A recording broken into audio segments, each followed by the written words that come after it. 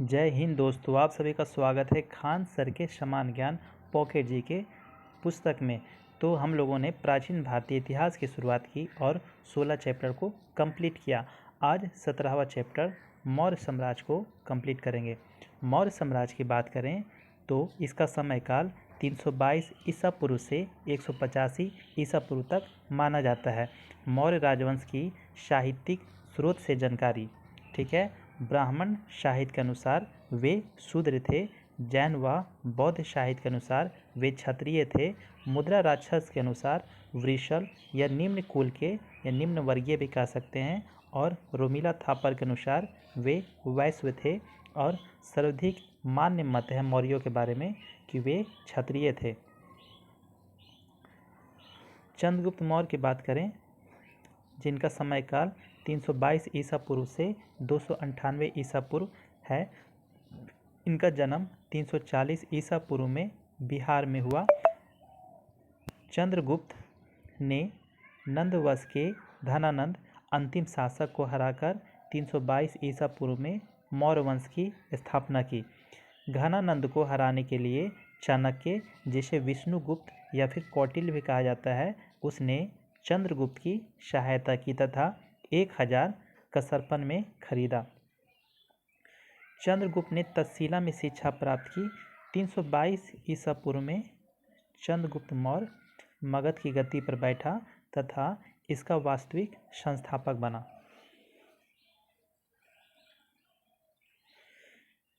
Justin ने या यूनानी इतिहासकारों ने चंद्रगुप्त मौर्य को सेंड्रोकोटस एवं एंड्रोकोटस के रूप में उल्लेखित किया।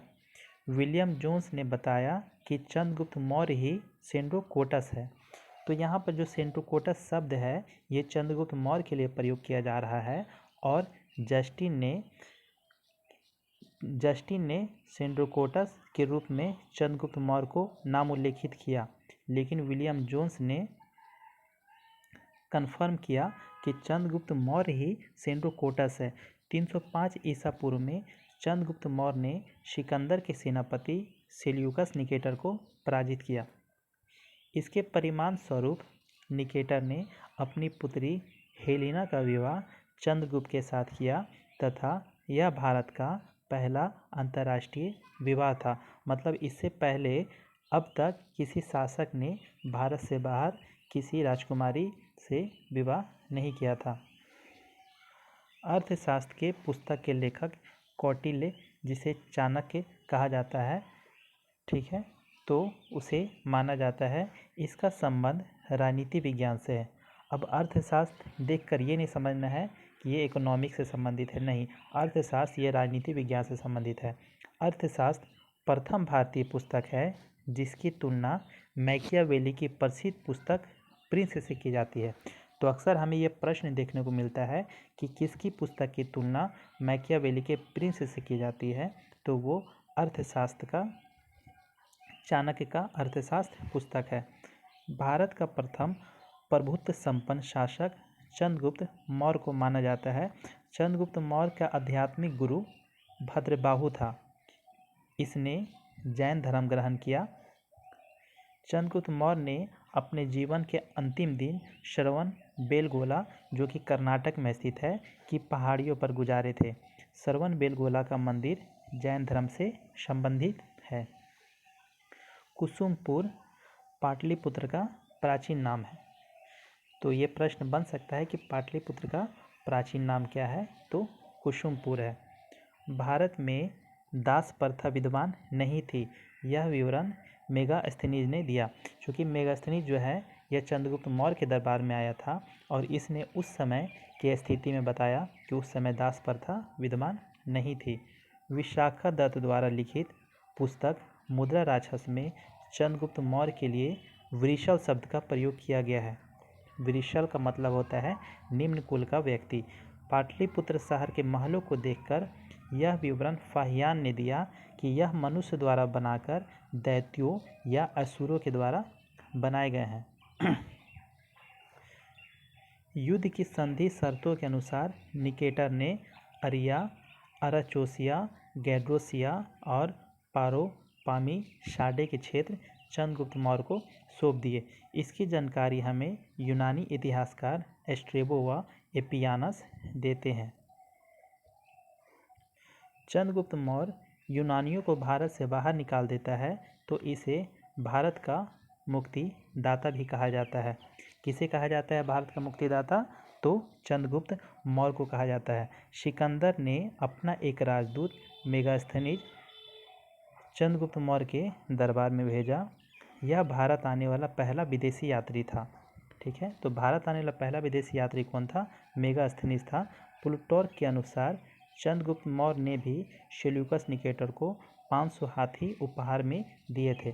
तो यह प्रश्न आपने देखा होगा कभी ना कभी कि चंद्रगुप्त मौर्य ने 500 हाथी उपहार में दिया था। यह कथन किसके अनुसार है? तो प्लूटार्क के अनुसार है। मेगास्थनीज की एक पुस्तक इंडिका लिखी और इसमें मौर्य साम्राज्य के नगरीय प्रशासन और सैन्य व्यवस्था के बारे में वर्णन किया गया है और इसमें बताया गया है कि प्रशासन के नियंत्रण के लिए 6 समितियां निर्माण किया गया था।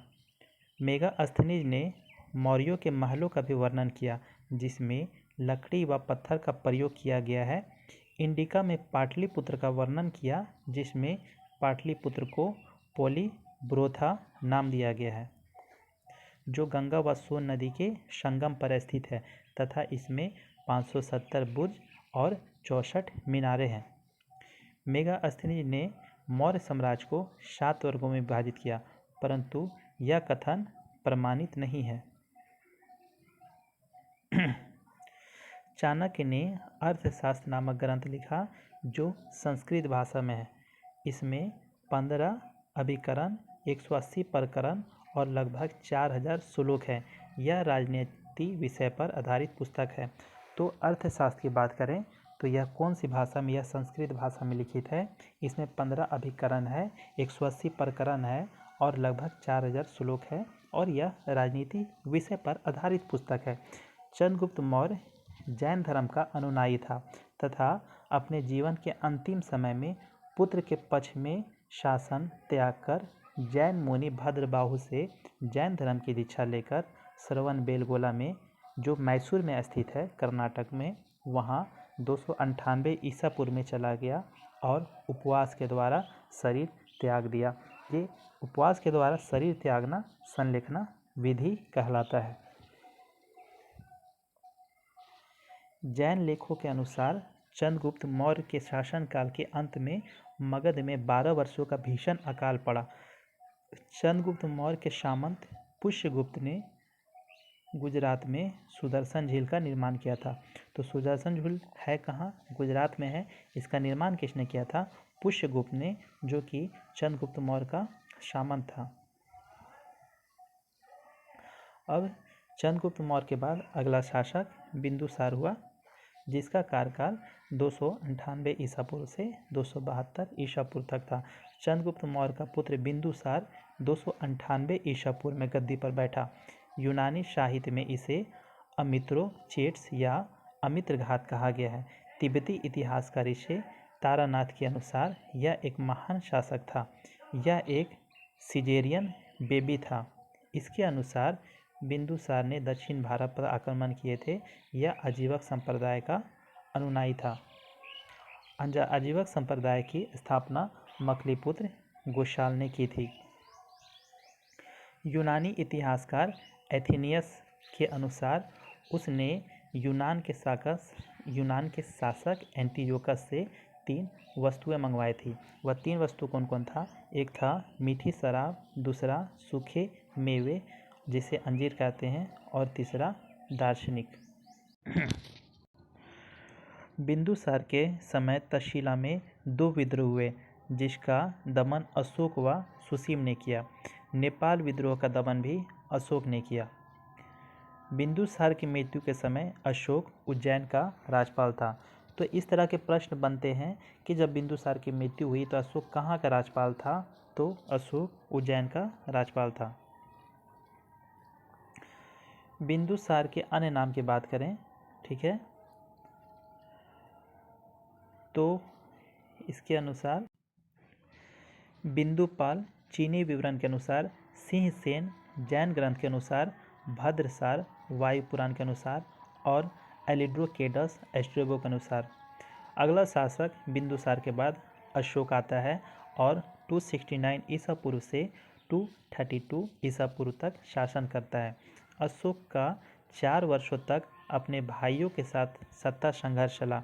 सिंहली अनुश्रुति के मान्यता के अनुसार अशोक ने अपने 99 भाइयों की हत्या की। अशोक की माता का नाम भीमा या सुभद्रांगी था। इनकी पत्नी देवी विदिशा मध्य प्रदेश में थी, जिनका पुत्र महेंद्र व पुत्री संघमित्रा ने श्रीलंका में बौद्ध धर्म का प्रचार प्रसार किया। तो यहाँ पर अशोक का बात हो रहा कि अशोक की पत्नी जो कौन थी, देवी थी, और उनके पुत्र कौन थे, तो महेंद्र पुत्र थे और पुत्री संघमित्रा थी, जो कि श्रीलंका में बौद्ध धर्म का प्रचार प्रसार करने के लिए गए थे। इनकी दूसरी पत्नी कारुबाकी थी और बेटा तिवर, जिनका एक अभिलेख मिलता है। अशोक ने क्रोधित होकर तिश्यर चीता को जीवित जला दिया था। अशोक का राज्याभिषेक 269 ईसा पूर्व में हुआ। अशोक का अन्य नाम बात करें तो अशोक को अशोक वर्धन पुराणों में कहा गया है, अशोक मौर्य गिरनार अभिलेख में कहा गया है, और अशोक शब्द अशोक को अशोक मास्की गुर्जरा निट्टूर उडगोलम में कहा गया है। वहीं अशोक को प्रियदर्शी भाब्रू शिलालेख में कहा गया है। कलहन की पुस्तक राजतरंगिणी के अनुसार अशोक पहले भगवान शिव का अनुयायी था। अशोक ने श्रीनगर शहर की स्थापना की और वहां शिव मंदिर का निर्माण करवाया। तो श्रीनगर शहर की स्थापना किसने की? अशोक ने की। राजतरंगिणी को भारतीय इतिहास का प्रथम पुस्तक माना जाता है तथा कलहन जयसिंह के दरबार में था। अशोक ने नेपाल में भी ललितापाटन शहर बसाया था। अशोक ने अपने राज अभिषेक के 8वें वर्ष 269 ईसा पूर्व में कलिंग पर युद्ध किया। कलिंग के शासक उस समय नंदराज था। इस युद्ध में अशोक ने विजय प्राप्त की, लेकिन इस युद्ध में 1 लाख लोग मारे गए तथा 1.5 लाख लोगों को बंदी बनाया गया। इस युद्ध के पश्चात अशोक का हृदय परिवर्तन हो गया, इसलिए उसने युद्ध घोष के स्थान पर धम्म घोष को अपना लिया। मौर्यकालीन स्थापत्य कला का सर्वश्रेष्ठ नमूना सांची का स्तूप है। यह बौद्ध धर्म से संबंधित है। यह मध्य प्रदेश में स्थित है। मौर्य काल का प्रचलित सिक्का पन था। धम्म शब्द राहुलोवाद शुद्ध पुस्तक से लिया गया है। धम्म एक आचार संहिता है। ठीक है, धम्म एक आचार संहिता है। मौर्य काल का सर्वश्रेष्ठ बंदरगाह ताम्रलिपि है। ठीक है, तो ताम्रलिपि जो है ये मौर्य काल का बंदरगाह था। कंठक शोधन शब्द न्यायालय के लिए प्रयुक्त होता था। भाग, बलि, परनय, बिष्टि एक कर था। बिष्टि एक बिगारी कर था, बिना मजदूरी परिश्रम दिए बिना कार्य करवाना। अशोक को भारतीय इतिहास में जनहित कार्य के लिए स्मरण किया जाता है। कलिंग का प्राचीनता नाम उत्कल था। ये प्रश्न भी एग्जाम में पूछ चुका है कि कलिंग का प्राचीन नाम क्या था, तो उत्कल था। इसकी राजधानी तोसली थी। कलिंग शासक खारवेल महामेघवाहन वंश के थे। इन्होंने उड़ीसा में उदयगिरि की पहाड़ियों में हाथी गुम्फा शिलालेख उत्कीर्ण करवाया था। तो हाथी गुम्फा शिलालेख किसने उत्कीर्ण करवाया था? कलिंग नरेश खारवेल ने।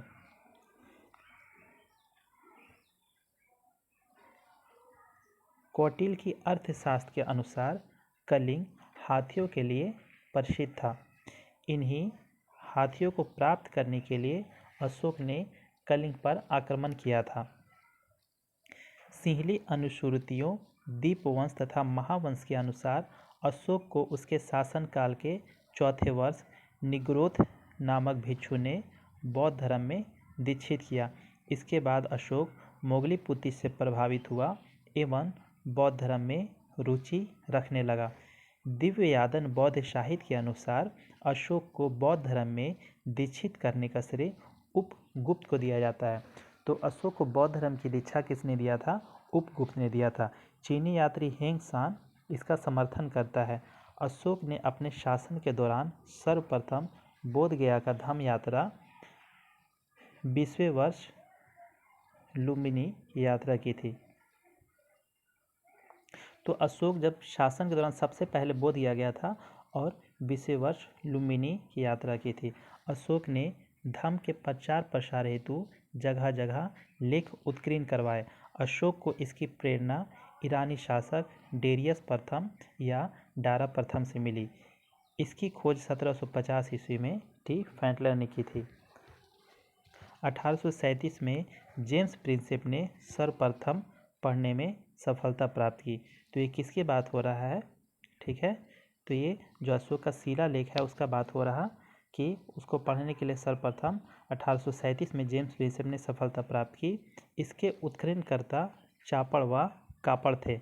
अभिलेखों का विषय प्रशासनिक होता था, लेकिन अर्थ से संबंधित लेख रुमन देवी अभिलेख है जो कर नीति से संबंधित है, जिसमें अशोक लुम्बिनी यात्रा के समय भू राजस्व कर की दर को 1/6 भाग से घटाकर 1/8 भाग कर दी। अशोक के समकालीन मिस्र के राजा टॉलमी द्वितीय थे। ठीक है, ब्राह्मी लिपि अभिलेख गुजरात से प्राप्त होते हैं तथा ग्रीक एवं अरमाइक लिपि के अभिलेख गंधार व काबुल से तथा खरोष्टी के शहबाजगढ़ी मनसेहरा जो है वो पाकिस्तान से प्राप्त होते हैं। गंधार अभिलेख की खोज 1958 ईस्वी में हुई थी।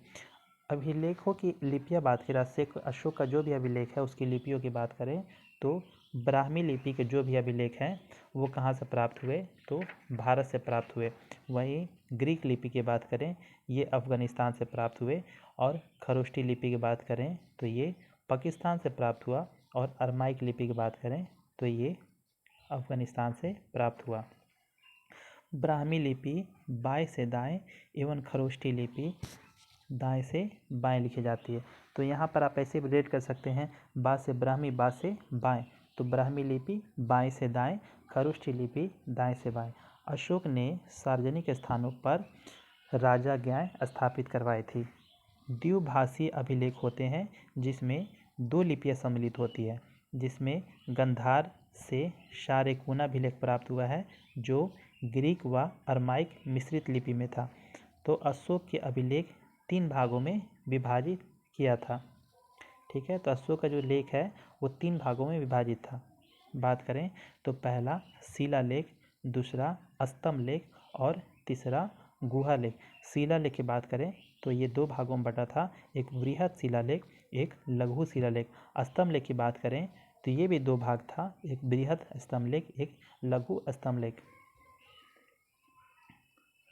अशोक ने 8 स्थानों पर वृहद शिलालेख लगवाए जिनकी कुल संख्या 14 थी। ठीक है, तो जो बड़े शिलालेख थे उनकी संख्या कितनी थी? तो 14 थी। बृहद शिलालेख की बात करें तो शहबाजगढ़ी ये पाकिस्तान के पेशावर से मिला है। कालसी, जो कालसी से शिलालेख मिला है ये उत्तराखंड के देहरादून में स्थित है और धौली ये उड़ीसा में स्थित है। सोपारा से जो मिला है वो महाराष्ट्र के थाने में। मनसेहरा पाकिस्तान।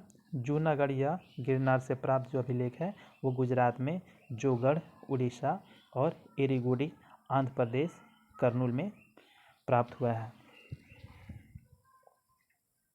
अशोक के शिलालेख और उनके विषय। अशोक के जो शिलालेख हैं उसका विषय क्या क्या है? तो अशोक का पहला शिलालेख कहता है कि पशु वध पर प्रतिबंध लगाया, मतलब कोई भी पशु का वध नहीं होगा। दूसरा शिलालेख है कि मनुष्य व पशु चिकित्सालयों का निर्माण करवाया और लोक कल्याणकारी कार्य किए। तीसरा शिलालेख में रज्जु की नियुक्ति तथा राजकीय अधिकारियों की हर 5 वर्ष पर राज भ्रमण करने का आग्रह किया। चौथा शिलालेख में भेरी घोष की जगह धम्म घोष की घोषणा की। 5वां शिलालेख की बात करें तो इसमें धम्म महामंत्रों की नियुक्ति की बात हुई है। 6ठा शिलालेख प्रतिवेदन को आदेश दिए गए हैं। ठीक है, प्रतिवेदक रिपोर्टरों को आदेश दिए हैं और प्रशासनिक सुधार किए। 7वां शिलालेख में धम्म यात्राओं का विवरण है। 8वां शिलालेख में आखेट यात्रा के स्थान पर धम्म यात्रा का प्रतिपादन किया है। 9वां शिलालेख मंगलाचरण समारोह के स्थान पर धम्म मंगलाचरण प्रारंभ की और सच्ची भेंट तथा सच्चे शिष्टाचार का उल्लेख है। वहीं 10वां शिलालेख में धम्म की सर्वश्रेष्ठता के नारे पर बल दिया है। राजा व उच्च अधिकारी हमेशा प्रजा के हित में सोचे। 11वां शिलालेख धम्म की कामना और धम्मदान की नीति। 12वां शिलालेख धार्मिक सहिष्णुता की नीति का उल्लेख है। वहीं 13वां शिलालेख की बात करें तो इसमें कलिंग युद्ध का वर्णन है। ये इम्पोर्टेंट है, कलिंग युद्ध का वर्णन किस शिलालेख में है तो 13वां शिलालेख में है।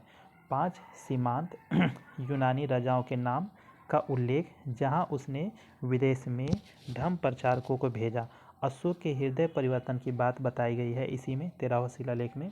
14वां शिलालेख जो है पहले 13 अभिलेखों का पूर्ण अवलोकन तथा जनता को धार्मिक जीवन बिताने के लिए इसमें प्रेरित किया गया है।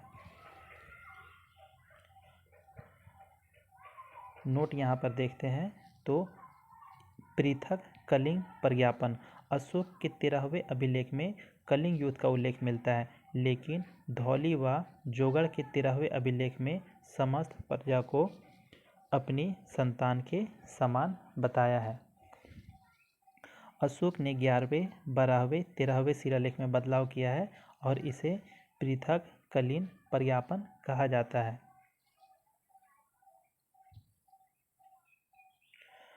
अशोक के लघु शिलालेख। अभी हम 14 जो अशोक का बृहद शिलालेख की बात किया, अब अशोक का जो है लघु शिलालेख की बात करेंगे। तो अशोक का लघु शिलालेख 18 विभिन्न स्थानों से प्राप्त होते हैं, जिनकी संख्या निश्चित नहीं है, जिसमें सबसे नवीनतम लघु शिलालेख सन्नाती कर्नाटक का है। अशोक के मास्किरी, गुजरा, नित्तूर, उडगोलम लेख में अशोक का नाम अशोक मिलता है। तो अशोक का नाम अशोक किस में मिलता है तो मास्करी, गुर्जा और नित्तूर उडगोलम लेख में। भाबरू शिलालेख जो कि कोटपुतली, बहरोड़ के बैराट विराटनगर में बीजक की पहाड़ी में भीम ढूंगरी पर स्थित है, जिसकी खोज 1837 में कैप्टन बर्ट ने की, जिसमें अशोक का नाम मगधाधिराज लिखा हुआ मिलता है। भाबरू लेख में अशोक का सबसे बड़ा स्तंभ लेख भी है। भाबरू शिलालेख की बात करें तो बैराट राजस्थान में अशोक के बौद्ध होने का सबल प्रमाण मिलता है कि अशोक जो है बौद्ध धर्म से था। इसका सबल प्रमाण किस शिलालेख में मिलता है तो भाबरू शिलालेख में मिलता है, जिसमें अशोक स्पष्ट बुद्ध धम्म और संघ का अभिवादन करता है, जिसे बौद्ध धर्म के त्रिरत्न कहा गया है। भाबरू शिलालेख में ही अशोक स्वयं को मगध राज्य या मगध का राजा बताता है। भारत में सर्वप्रथम शिलालेख का प्रचलन अशोक ने किया। भारत में जो शिलालेख की जो प्रचलन शुरुआत हुई वो किसके द्वारा हुई तो अशोक के द्वारा हुई। मास्की शिलालेख में अशोक ने स्वयं को बुद्ध शाक्य कहा, जिसकी खोज 1915 में विडेन ने की। अशोक स्तंभ में लेखों में बृहद स्तंभ लेख हमें 6 स्थानों से 7 लेख मिले, यानी इसकी संख्या तो 6 है पर 7 लेख मिलते हैं। ठीक है, इसकी संख्या 6 है, ठीक है, लेकिन उस पर 7 लेख लिखा हुआ है। पहला दिल्ली टोपरा स्तंभ लेख, तो मूल रूप से यह हरियाणा के अंबाला जिले में था। फिरोज शाह तुगलक के द्वारा इसे दिल्ली लाया गया। एकमात्र अभिलेख जिसमें अशोक के 7 लेख उत्कीर्ण है। दिल्ली मेरठ बात करें स्तंभ लेख की तो मूल रूप से यह मेरठ में था। फिरोज शाह तुगलक ने इसे दिल्ली में स्थापित करवाया और इसे शिकारे कुश महल में रखवाया। लौरिया नंदराज अभिलेख यह बिहार में है तथा इस पर औरंगजेब का लेख उत्कीर्ण है। तो औरंगजेब का लेख किस पर उत्कीर्ण है तो लौरिया नंदराज अभिलेख पर। लौरिया अरेराज अभिलेख बिहार के चंपारण में स्थित है। रामपूर्व अभिलेख भी बिहार में, तो बिहार में 3 लेख है। जौगड़ अभिलेख यह उड़ीसा में है। इसकी खोज 1850 में वाल्टर इलियट ने की थी। प्रयाग प्रशस्ति अभिलेख यह मूल रूप से कौशाम्बी में था, जिसे अकबर ने इलाहाबाद में के किले में स्थापित करवाया था। इस पर बहुत से लेख लिखे गए हैं, जिसमें रानी का लेख करुआकी, समुद्रगुप्त का प्रयाग प्रशस्ति भी उत्कीर्ण है। इसमें अकबर व बीरबल का भी लेख उत्कीर्ण है। तो अकबर व बीरबल का लेख किसमें है? प्रयाग प्रशस्ति अभिलेख में। अशोक के शिलालेख मध्य प्रदेश में रूपनाथ तथा गुर्जरा, कर्नाटक में गोवीमठ, ब्रह्मगिरी, सिद्धपुर, जेटी, रामेश्वर, कनगनहल्ली, पालकीगुंडू, बिहार में सासाराम, उत्तर प्रदेश में अहरोरा नामक स्थान पर स्थित है। निगाली सागर शिलालेख, जौगढ़ अभिलेख व रामपुरवा शिलालेख, ये तीनों अशोक से संबंधित है। अशोक के लघु स्तंभ लेख में राजकीय घोषणाएं मिलती है। अशोक का जो भी लघु स्तंभ लेख है उसमें राजकीय जो है वो घोषणाएं अंकित है। अशोक स्तंभ सांची में व धम्म स्तूप सारनाथ में है। तो अशोक स्तंभ कहाँ है? सांची में है। वहीं धम्म स्तूप सारनाथ में स्थित है। सांची मध्य प्रदेश व सारनाथ उत्तर प्रदेश लेख में संघ भेद को रोकने के आदेश दिए गए हैं। निगाली सागर अभिलेख की बात करें तो इसमें अशोक ने अपने राज अभिषेक के 14वें वर्ष में कनक मुनि से स्तूप का जीर्णोद्धार करवाया। लुम्बिनी ग्राम का धार्मिक कर माफ कर दिया। वास्तुकला के इतिहास में अशोक ने एक नवीन शैली को विकसित किया और गुहा लेख धार्मिक सहिष्णुता का परिचायक है। बराबर की पहाड़ियों में अशोक ने 4 गुफाओं का निर्माण करवाया, जो कर्ण गुफा, सुदामा चौपाल तथा विश्व झोपड़ी गुफा थी। आजीवक संप्रदाय के भिक्षुओं को दान में दी गई। तो ये 4 गुफाओं का निर्माण जो अशोक ने करवाया था, ये चारों को आजीवक संप्रदाय के जो भिक्षु थे उसे दान कर दिया गया। अशोक के पौत्र दशरथ ने नागार्जुन पहाड़ी पर गुफाओं का निर्माण करवाया तथा बराबर की पहाड़ी पर दशरथ ने लोमस ऋषि की गुफा भी बनवाई। बौद्ध परंपराओं के अनुसार अशोक ने 84,000 स्तूपों का निर्माण किया, जिसमें महात्मा बुद्ध की मृत्यु के बाद 9 स्तूपों का निर्माण किया था। 8 स्तूपों में बुद्ध के शारीरिक अवशेष रखे गए और 9वें में उनके पात्र। अहरोरा लेख में यह घोषणा की गई कि अशोक व्यक्तिगत रूप से बौद्ध धर्म का अनुयायी था। अर्थशास्त्र में 18 तीर्थों का वर्णन किया गया है। मौर्य काल के उच्च अधिकारियों की बात करें तो प्रधानमंत्री और पुरोहित जो थे ये किस विभाग से संबंधित थे? तो धर्म अधिकारी विभाग से। सेनापति युद्ध विभाग का मंत्री होता था। युवराज राजा का उत्तराधिकारी। प्रशस्ता राजकीय कागजातों को सुरक्षित रखने वाला तथा राज की आज्ञाओं को लिपिबद्ध करने वाला प्रधान अधिकारी। वहीं समाहर्ता की बात करें तो ये राजस्व विभाग का प्रधान होता था। नायक ये सेना का संचालक अथवा नगर रक्षा का अध्यक्ष होता था। प्रदेष्ठी फौजदारी न्यायालय का न्यायाधीश होता था। सन्निदाता राजकीय कोषाध्यक्ष होता था। व्यवहारिक नगर का प्रमुख न्यायाधीश। दंडपाल पुलिस अधिकारी। कर्मांतिक उद्योग तथा कारखानों का अध्यक्ष होता था। अंतपाल ये सीमावर्ती दुर्गों का रक्षक होता था। दुर्गपाल राजकीय दुर्ग रक्षकों का अध्यक्ष होता था। नगरक या पौर नगर कोतवाल या नगर का प्रमुख अधिकारी होता था। द्वारिक तो राजमहलों की देखरेख करने वाला व्यक्ति। आठवीक वन विभाग का प्रधान। अंतर्वेदिक अंतपुरा का अध्यक्ष और मंत्री परिषदाध्यक्ष परिषद का अध्यक्ष। मंत्री परिषद के नीचे द्वितीय श्रेणी के अधिकारी थे, जिसे अध्यक्ष कहा जाता था। अर्थशास्त्र में 26 अध्यक्षों का उल्लेख है। अर्थशास्त्र में प्रमुख 4 व्यापारिक राजमार्गों का वर्णन है। कौटिल्य बताते हैं कि उत्तरा पथ की अपेक्षा दक्षिणा पथ अधिक महत्वपूर्ण थे। अशोक के समय प्रांतों की संख्या 4 से बढ़कर 5 की गई थी। प्रांतीय शासन राजवंशी कुमार या आर्यपुत्र नामक पदाधिकारियों द्वारा होता था। मौर्य प्रांत जो 5 भाग जो किया गया था वो उत्तरा पथ की बात करें, इसकी राजधानी तक्षशिला, अवंती की उज्जैनी, प्राची की पाटलिपुत्र, दक्षिणा पथ का स्वर्णगिरी और कलिंग की राजधानी तोसली थी। प्रांतों को चक्र कहा जाता था। प्रांतों का विभाजन विषय में किया गया था जो विषयपति के अधीन होते थे। जिले के प्रशासनिक अधिकारी स्थानिक था जो समाहर्ता के अधीन था। मेगास्थनीज के अनुसार नगर प्रशासन 30 सदस्यों का एक मंडल करता था जो 6 समितियों में विभाजित था तथा प्रत्येक समिति में 5 सदस्य होते थे। तो जो नगरीय जो समिति और उसके कार्य, ठीक है, जो 6 समिति थी तो उसका कार्य क्या क्या था। जैसे प्रथम समिति का काम था उद्योग शिल्पों के लिए, दूसरा समिति का विदेशियों की देखभाल, तीसरी समिति जन्म मरण, चौथी समिति व्यापार वाणिज्य के लिए, पंचम समिति वस्तु के विक्रय के लिए और छठी समिति बिक्री कर के लिए। विक्रय कर के रूप में मूल्य का 10वां भाग वसूला जाता था। एग्रोनोमोई, ठीक है, एग्रोनोमाई ये मेगास्थनीज के अनुसार मार्ग निर्माण का अधिकारी था। ये मार्ग निर्माण कहाँ करना है उसकी देखरेख करता था। सैन्य व्यवस्था में मेगास्थनीज के अनुसार सैन्य विभाग 6 समितियों में विभाग था और प्रत्येक समिति में 5 सदस्य होते थे। सैनिक प्रबंधन की देखरेख करने वाला अधिकारी अंतपाल कहलाता था। सैन्य विभाग का सबसे बड़ा अधिकारी सेनापति होता था। प्लिनी नामक यूनानी लेखक के अनुसार चंद्रगुप्त मौर्य की सेना में 6 लाख पैदल सिपाही, 30,000 घुड़सवारी घोड़ा और 9,000 हाथी थे।